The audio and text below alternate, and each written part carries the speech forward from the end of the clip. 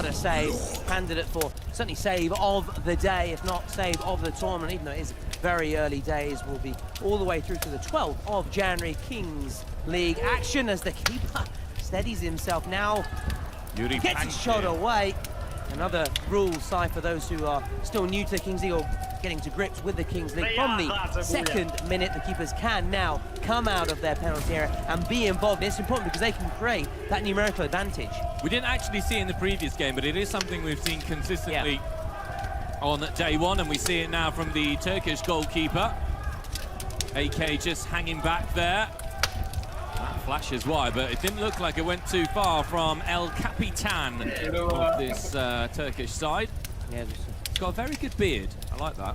I know you're a big fan. Yeah, I can't cut mine as nicely. You need to go to Turkish barbers then, Si. I should. Third player on here, outfield player. Player goes down.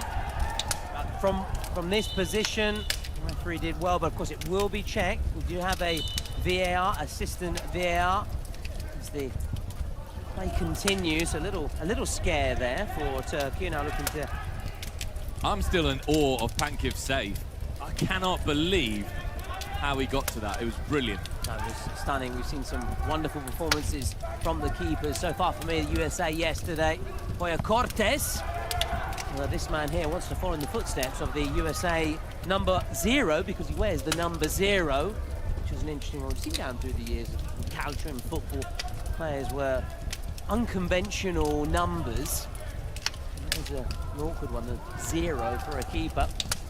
He's certainly not 0, he's certainly number 1 in every sense of the word. It's Ukraine, though, who looking perhaps to take the lead here. And the decision is a corner. That was close, Tolo. That was close indeed. You could be proved right side about Ukraine. That underdog's tag. You have the pressure off. You just know that you get out and give your best. And so far they are doing that. We can just see here as well, you're not seeing it in the game, but Kelvin Oliveira is live on the Brazilian streamers watching on, and he looks at the game as well. The Seleção captain, Kelvin Oliveira there. But on the game itself, it's another team who are playing in yellow and blue, who are looking to steal the show. Good shimmy, let it go.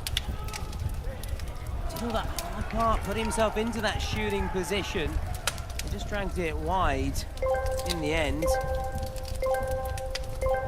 Is there a player in particular you're looking forward to seeing, Si, from these two? I really cannot wait to see Maflianka in action for the Ukraine and strutting his stuff. I mentioned earlier in our preview show ahead of the first match. Yeah, I think there's a really useful player as well for Turkey, which is Berkay Sezer. He's the captain. Yeah, it'll be interesting that sort of tete-a-tete, that duel between those two. We picked those out as for us, the key players, but you at home, let us know via Twitch, via YouTube, via X. I have to apologise, I actually got it wrong. Memo Sosa is the captain, but I am still looking forward to seeing Berkay Sezer. Here is the captain who's come forward, why not? Think about it. Offside. Didn't pass the ball because it was offside there. Inviting first time, well blocked, and Ukraine can counter and counter nicely. This is some one-touch football that could be dangerous. Ukraine looking to open the score here.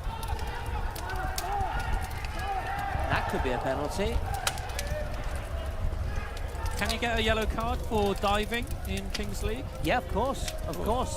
Of course, that was very close to a dive. It's all about the fair play, sportsmanship, anything which goes against, you know, the ethics of the game can be punished, and we now are 7v7 with each minute a player coming on. Now it is both sides with 7v7, and this is where it looks a bit more like, one could say, traditional football, although we still have plenty of surprises in store in this first half, in particular those final 2 minutes when we have the roll of the dice, which can really change things and shake things up and could be one of the turning points in the match. But it's a trend we're seeing time and time again, that no one is scoring in the opening 5-6 minutes of play. It's, just yesterday we saw Mexico with Martinez in that first minute. It's a lovely ball in. Lovely little touch across the face of the box. Keeping my eyes glued to the Ukraine number 10. So much experience with national side, but also at club level, and here he is. He really does have the magic for me side. He's wearing the captain's armband as well, so he's got that added responsibility. Absolutely, and the hopes of his nation. Yeah. And they'll be looking to him as well, so his players, his teammates, want him to just sort of pave the route to goal and to success for Ukraine. And here he is once more. Konoplyanka, dangerous feet, gets a little bit lucky there. Ukraine, Dovbyk recently starring in Milan for Roma against the Rossoneri. Wonderful little assist for Paolo Dybala.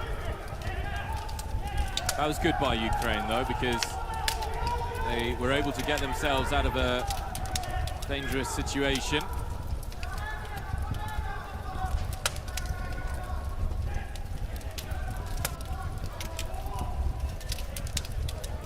Keeper's off his line. Ukraine, just like Turkey, a proud footballing nation. Mentioned Dovbyk playing in Serie A, but plenty of Ukrainian players have starred in Italian football. Shevchenko, for me, immediately comes to mind as Turkey try and win it back here and conjure up something. Turkey as well, of course. Emre, for me. As we think of Inter, not just, of course, we've had, even in more recent years, Turkish talents, and Kenan Yildiz in particular. Hakan Çalhanoğlu, or sometimes I want to say Çalhanoğlu, so Çalhanoğlu, it's a tough one to pronounce, as there's many Turkish names, but... In fact, you commentated in your day job, Thomas Lawrence, which is a Serie A commentator, and very proudly so. You commentated the recent derby between Juventus and Torino. Absolutely. Yildiz scored. The heir of Alessandro Del Piero, I believe it is, you called it. Lovely, lovely commentary. Thank you very much. Thank you very much. I always appreciate it from a colleague and someone I respect highly, and I'm delighted to be working side by side. Tomorrow, meanwhile, we'll be joined by Patrick Kendrick in the commentary booth. He'll be joining us for day 3 and day 4, and of course, looking further ahead, the fun in Turin.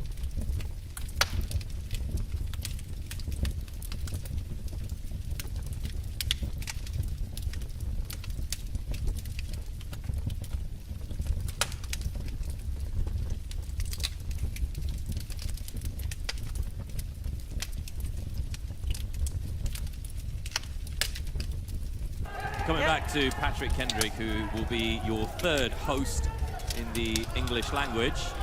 I think his streamer name, which we're going to have to give to him, and I don't think he's going to have much say in the matter, is PK, the Peacekeeper. I think that, I like that. That encapsulates everything about... Got to be careful of saying PK, though, because we might think of Gerard Piqué. Oh! The brains, the man behind the Kings League, which has really gone from strength to strength since 2022, when it first came to the fore. And we had 2023, 2024, 2 years of only competitions, leagues opening up, and of course in Spain, the Kings League Americas. Ukraine still looking for a way through, though. They're having a bit more of the ball. Turkey defending resolutely. Once again, defenses have trumped attacks by and large. Only the Brazilian attack, with all of its many talents, able to get the better of a very solid South Korean defense. And once again, the goal only came when South Korea were a man down due to a yellow card. This might be it, though. No, good save. Yeah, this game hasn't obviously been as entertaining as the one we've just seen. This has been quite a very tight affair. You just sense neither side wants to open itself up too much. Once we went beyond that 5-minute mark and we had 7v7, those teams sort of shut up shop a little bit. We've seen Ukraine perhaps a bit more creative in the final.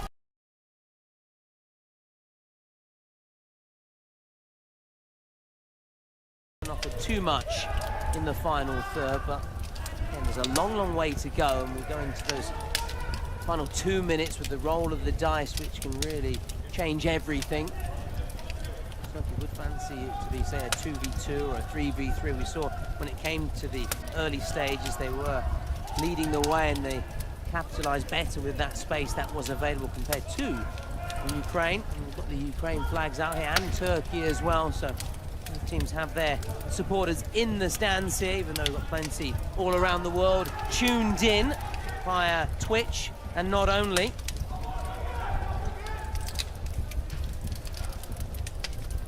They look to build from the back. It's a clever ball. It wasn't a bad shot either. It was a difficult angle. As we say, we like to see teams go for the shots, go for it from distance. Take shots, also because you never know where it's going to go, so it could take a deflection. Yeah, we saw two really good shots Yep. from distance in the last game between Brazil and South Korea. Brazil winning that one 7-4. If you're just joining us now, Ukraine and